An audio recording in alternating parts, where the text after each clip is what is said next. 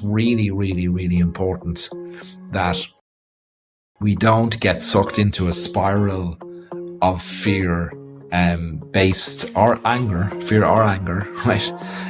Based on what the media is feeding us and what we're seeing on social media, and what, we just need to be able to park that.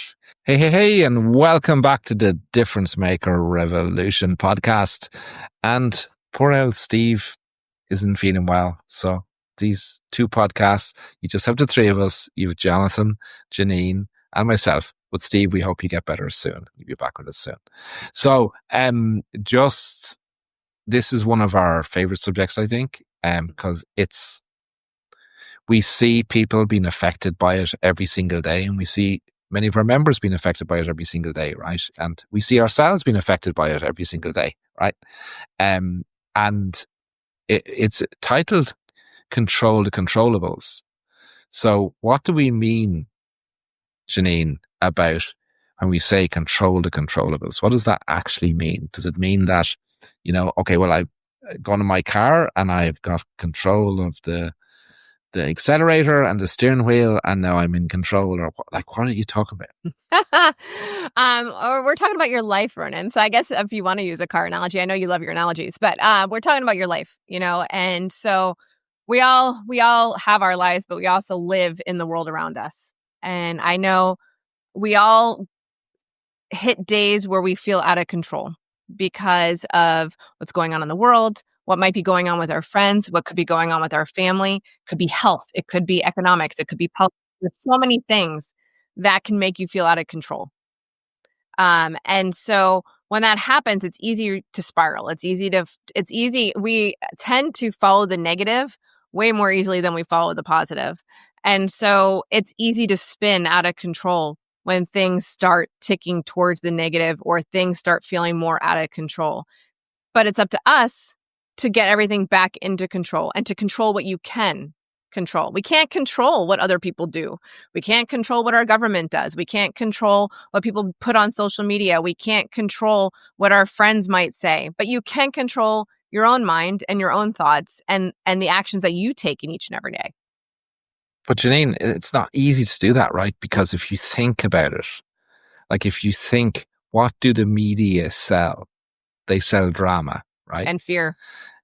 Yeah, but they sell fear through drama, right? Mm-hmm. And everything is always built up to be more than it is, right? Like just think about when you woke up this morning and one of our team members who works in the Philippines, and what you saw on the news. And the natural thing was, right, oh my gosh, everybody in the Philippines, their water is poisoned, right? And the media make these things out to be often bigger than they actually are, right? Because that's what they're selling. They're selling advertising. They're getting paid in advertising to attract people's eyes and ears and attention, right? And they do that through drama, because so many humans, well, we're all wired to enjoy a bit of drama, right? Some of us more than others. But you're right. You have to work hard at being aware of, rather than letting stuff you cannot control get you down, right? Understand what you can control. And that starts with yourself and what you believe and what you yourself talk to yourself, right? It's really, really, really important that we don't get sucked into a spiral of fear based or anger, right? Based on what the media is feeding us and what we're seeing on social media, and what, we just need to be able to park that. So Jeanine, have you any strategies that you deploy enable to do that? Like, how do you manage your day or your time to protect yourself from everything you can't control and focus on what you can control? So I'm a big believer in mindset and task lists. And visualization, right? So for me, that's one of the reasons why I like having a physical studio outside of my house. Because Tim and I differ on this, right? Tim works from home and he finds it really hard sometimes to shut things off because while he goes into an office, it's still at home. And so sometimes it's hard to shut things off because you're inside your house. He's working on that. Actually, he's looking at putting doors up in the office. So he actually has to physically open a door and shut it. And there's something about that visualization for me. When I walk through the doors of the studio, it's studio. And so I have that visual representation. I've driven myself from home. I've listened to positive podcasts in the car that get me focused on work, get me focused on the day, get me focused on thinking like a business owner, thinking creative, whatever it is I'm listening to, right? And so now by the time I get to the studio, I'm walking through the door, I am on task all day for work. The night before, I have made my task list for the day. And then I look at it before I get on the call with you guys every morning and I adjust it, like what might need to happen. And then those are the things that I achieve in the day. Do things interrupt? Of course, clients interrupt. You guys have been known to interrupt, things will, my mother will call me and she'll call me 5 times, even though I ignore it. And I'm like, all right, why is my mother calling me 5 times? What's going on? Right. So things are going to interrupt your day. But I do not, because it's like, this is why I like having our engine to schedule our social media posts. I don't have to be on social media during the day to post to social media. I can schedule it.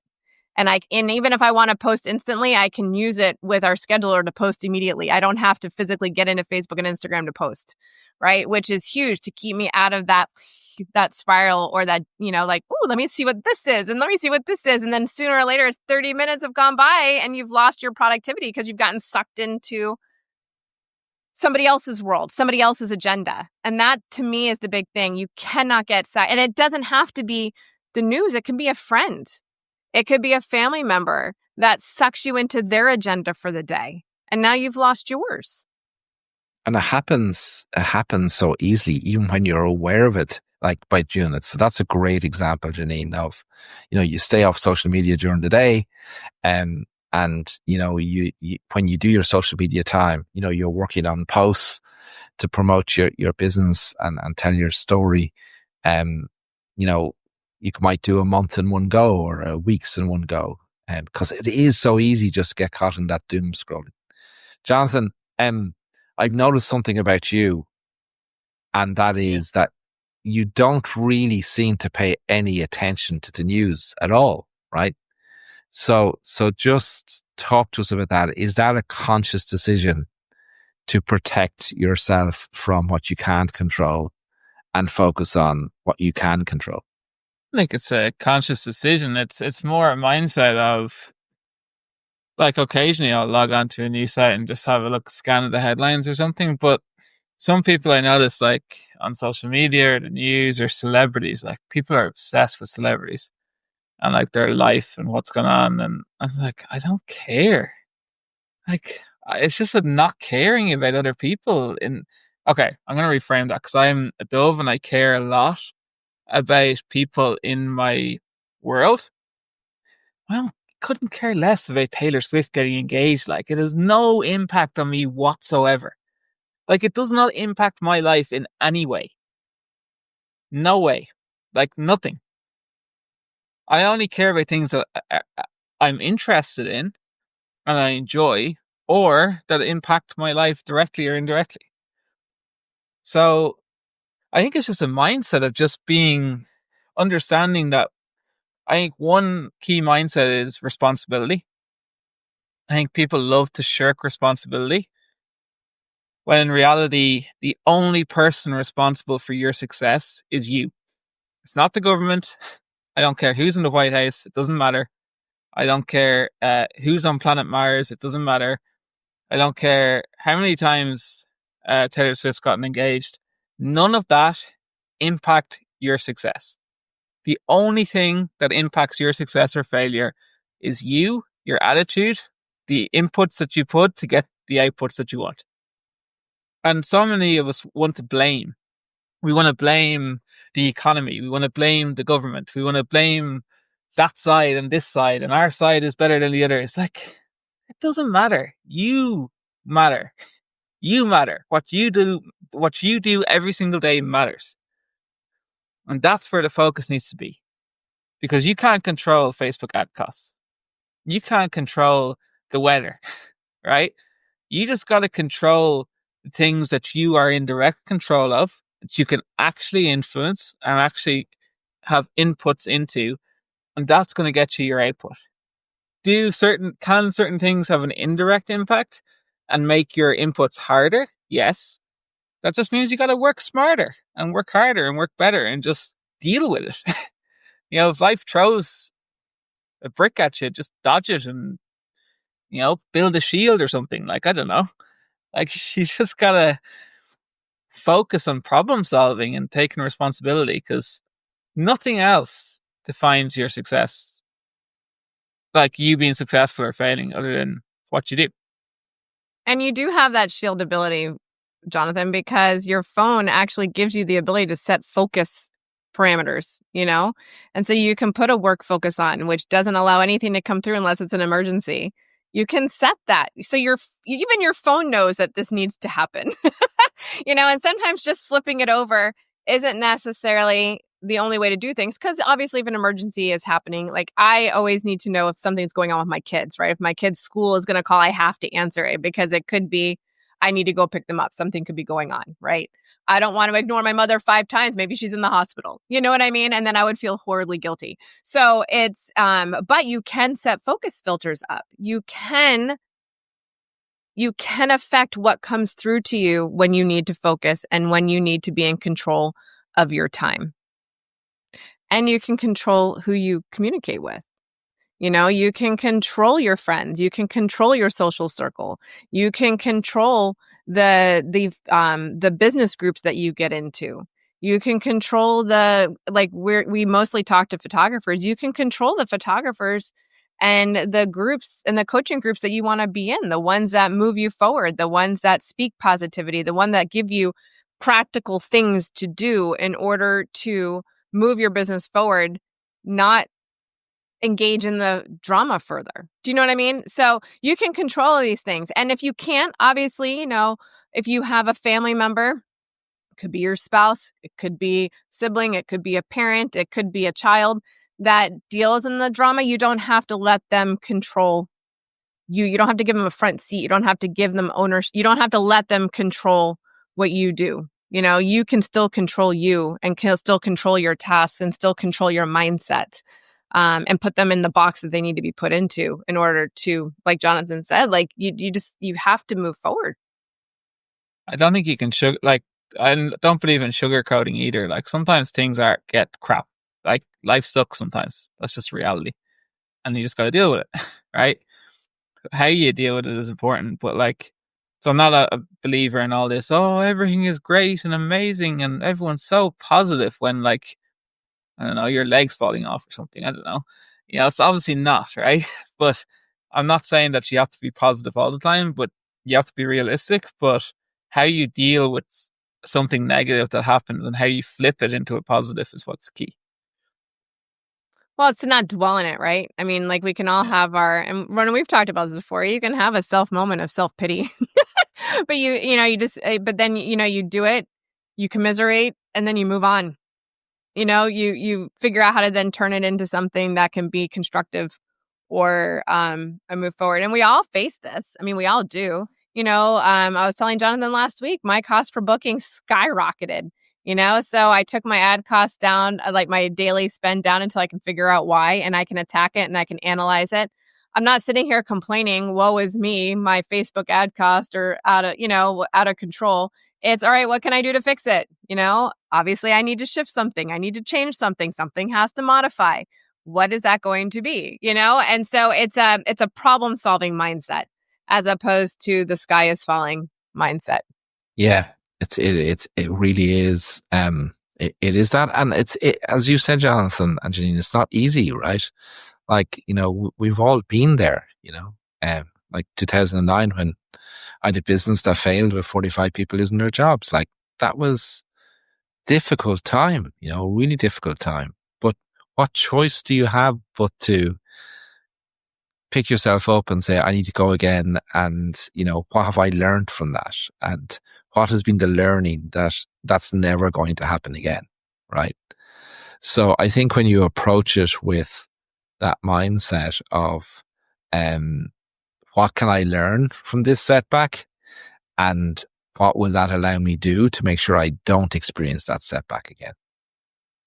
And that was it. That was the amount of key learnings I got out of that. That's why I'm such a lover of Profit First, right? Because I recognize that if I had Profit First in play, we would have survived that time, but I didn't. I had a different set of lenses that I viewed the world through than I do today. So it's I think the learning for me has always been, that when something goes wrong, yes, you can feel sorry for yourself for 60 seconds. And then you got to shake it off and say, right, so what did I learn from this? And what do I do to make sure it doesn't happen again? It's critical.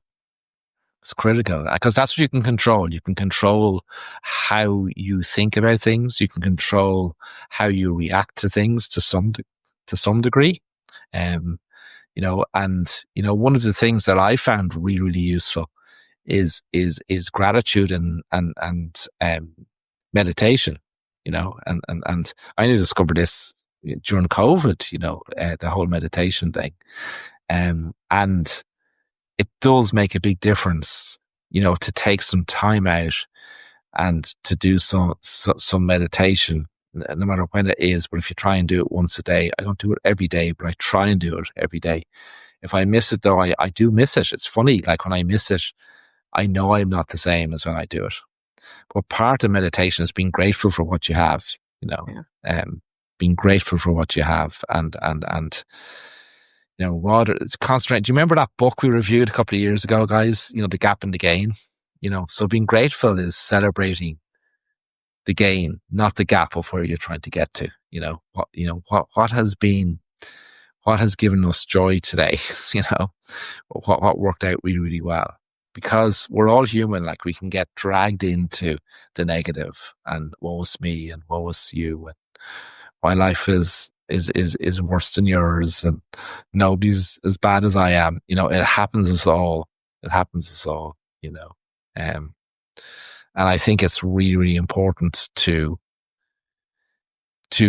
figure out that and recognize that in yourself and try and stop yourself. And meditation can help with that, can help a lot. I was going to say, I think having an open mind is a critical component to it too, because I don't discount anything. Like if there is like a piece of news I'm interested, I'll look at that piece of news on 5 different websites and have an open mind reading that piece of news from regardless of where it comes from, and analyze it from all perspectives and viewpoints, and try not to apply any bias to it, my own personal bias about anything.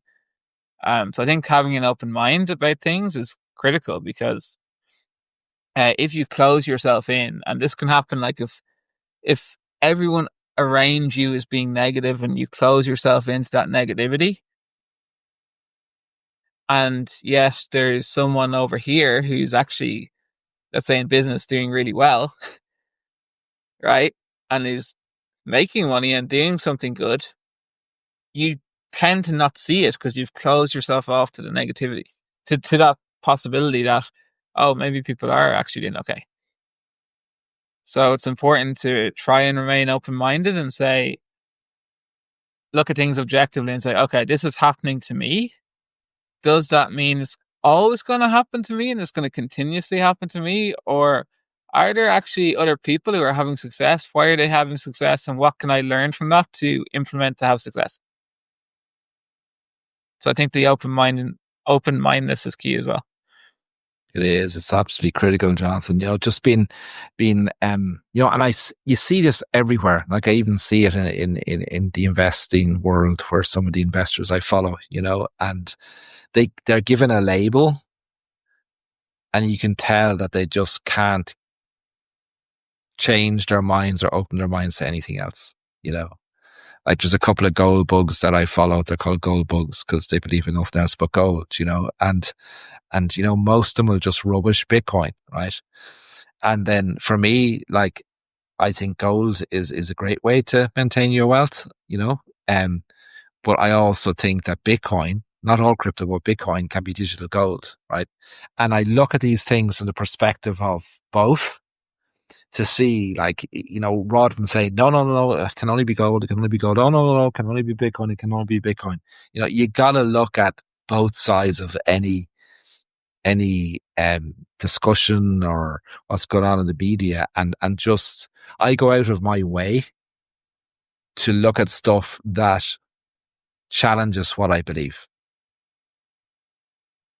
And I don't go in with saying, well, I'm watching this now just to prove that what I know, what I believe is right. I try and go in with an open mind and say, right, so I know I believe this, but I'm going to park that right now and I'm going to read this and consider this and then see, does that change my perspective?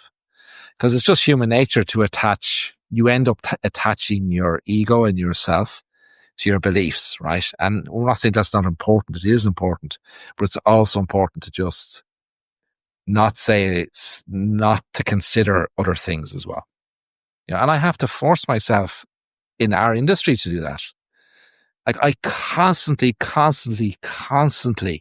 spend time trying to understand what I call, and we call a photographer's photographer, why they think the way they think, and I think they're different than how a difference maker or photographer who's using photography in wellness. That's what we teach, right? But they're actually more related than we think, and I like to understand the perspective of the photographer's photographer, merely because what photographers believe about photography can help you be a better difference maker photographer. Yeah, in many ways. Once you don't believe that it's all about the photography, which unfortunately a lot of photographers do believe. So it's interesting when you try and put yourself into different shoes as to, understanding why they think that way and what have they experienced in life that makes them think that way, and what inputs are they getting every single day that rewards them for thinking that way, and just understanding those things can just open your own eyes to it, So to all those photographers out there, I love you guys. Like, I love what you guys do and all that, but you're missing out by not thinking about how you can build on that and use those skills combined with other skills to create work that truly matters to your clients. Not tomorrow, but today and forever. So, like, just, it's a big thing for me, and it's a hard thing to do, right? Because what I do in Difference Maker Revolution, and what we're doing in Difference Maker Revolution, is built on the reason why I do it is based on my why, right? And my why can be different than Jeanine's, but she can do a difference maker because of her why, and Jonathan can do it because of his why. Our whys don't need to align, right? But it doesn't change the vision and the mission of Difference Maker Revolution to encourage photographers to at least consider, right, how you can use your craft to truly impact people today. That's my challenge to you. What can you do today with your work that actually makes a difference to them today? Because there's a lot of talk about the legacy piece. For me, that's important. But when you focus outside of legacy and that in 400 years is going to make a difference to somebody because they know who their great grandfather was. I'm exaggerating on purpose, guys, right? But when you start to think about, so what can I do for a client today with a photographic experience that creates work that's going to impact them today, that's going to impact them tomorrow, that's going to impact them and their families forever? That's priceless. And I think coming back to the controlling the controllables a bit, because I think as humans we're programmed. So I learned this from a guy who's a very successful marketer who's sold over $1 billion online. And it's called one sentence persuasion. I think the original person that created it is called Blair Warren. But the quote is, people will do anything for those who encourage their dreams, justify their failures, allay their fears, confirm their confirm their suspicions and help them throw rocks at their enemies.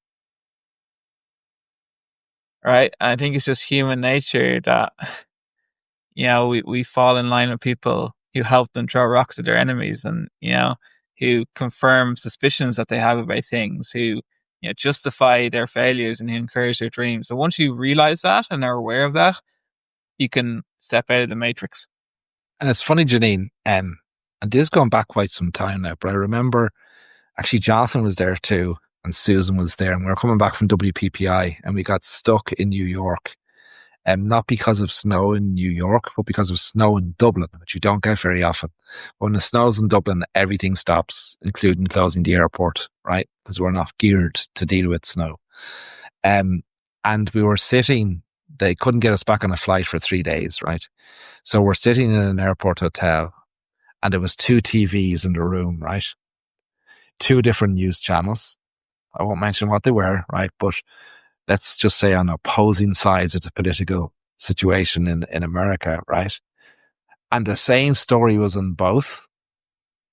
But when you looked at them, you didn't think they were the same story, because they were so different perspective of what was happening, even though it was the same story. It was just like, that was actually, I think, my moment when I realized that I need to consider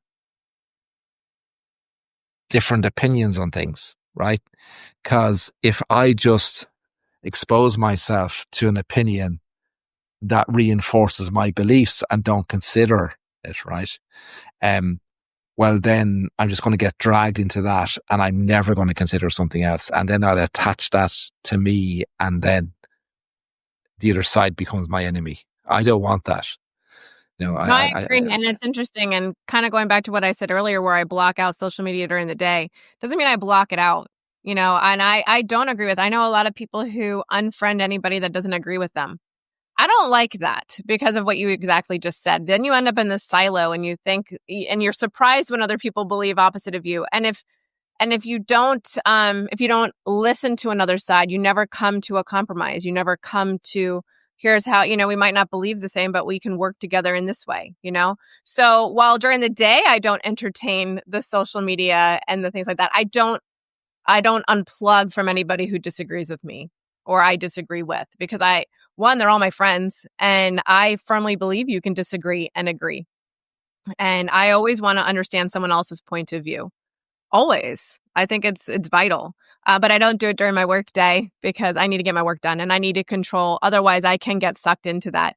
And you can find yourself in toxic conversations that just suck your energy. And now all you're thinking about is your reply and what you're going to say and how you're going to continue this conversation and what you're going to do. And meanwhile, an hour has gone by when you should have been working on, your email nurturing campaign, or getting images retouched for your client, or preparing a design consultation, or picking up the phone to call the leads that you have had come in, And so these are the things that we have to get done in our day, have to get done in order to run our businesses.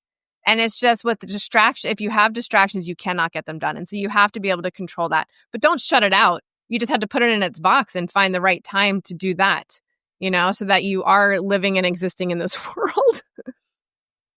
I'll give you a real life story of that, right? So this is actually related to sport. So when I was younger, I was obsessed with tennis, right? All through 14, 15, 16, teenage years. And I became a qualified coach when I was 18, and then did the next level when I was 21. But I was obsessed with tennis, obsessed with getting better. And I used to follow this coach online and stuff, and be a member of his website and watch all his videos and teach myself technique and stuff. And I always used to believe that I had to be a certain way, right, for my own game. And we met a Spanish coach. Ronan actually found him. He was actually a really good friend now. But at the time when he was, I was just completely closed-minded to, Ronan was like, oh, this guy's amazing. He's brilliant. You got to coach him. And I was like completely shut down. I was like, this guy's the enemy. I don't want to talk to this guy. I was like, what's he talking about here? Like, that's a load of horse codswallop. Like, it's not real or whatever. And it took me a long time and this is my own fault, I was closed-minded. It was like the equivalent of deleting someone on Facebook who didn't share my beliefs. And eventually I said, right, let's do what he says and let's just try it and let's see what happens. Because of him, I've gone on to win singles championships and tennis stuff that I would not have won without his coaching. He calls me like at least once a week now. Actually, the coaching session with him this morning. He changed my game. He let me move to the next level. And if I had stayed closed-minded and pretended or thought I knew better because I didn't believe how he taught, like his methodology of hitting a forehand and backhand and stuff, I would have actually been stuck and worse off. That's a real life story. I remember I was closed-minded for years. It took me a while to warm up, but I gave it a chance. So control what you can control, right? And it starts with you. Controlling how you approach things, controlling how you organize your day to make sure that because we all see the shiny thing, right? It's just human nature. We see something shiny. Oh, what's that? Oh yeah, let's have a look at that. That could be exciting. So, and you can control what you put in your mind, Ronan. I don't watch scary movies because I don't want those thoughts in my mind. Jonathan's laughing. I love scary movies. I but hate I scary have movies. nightmares. I can't watch them. I don't watch Why them. would I do that to myself? Like why would I can't watch them. So I don't. I can control that. It's the same thing. You can control what you consume. I control positive mindset podcast. That's the type of books I read, everything in order to feed that positivity. So you can control what you consume. Yes, you can. That's great. Jeanine, that is the point to end this podcast on. You can control what you consume. I love it. There's a one-liner that captures this whole 30-minute podcast. You can control what you consume. So, Ronan, on that note, it's probably wise that people are open-minded enough to control their mouse and click the link below this video to join the inner circle. Because inside the inner circle, not only will you be joined by a thriving community of like-minded difference makers, but you will also, I'm laughing at Jeanine with her mouse, you will also have access to the best training on the planet for photographers. That is going to help you to elevate your client's experience, to help elevate your clients, and that's going to bring you your version of success. So click the link below, give Inner Circle a shot. We can't wait to see you on the inside. We'll see you there. Bye everyone. See you there.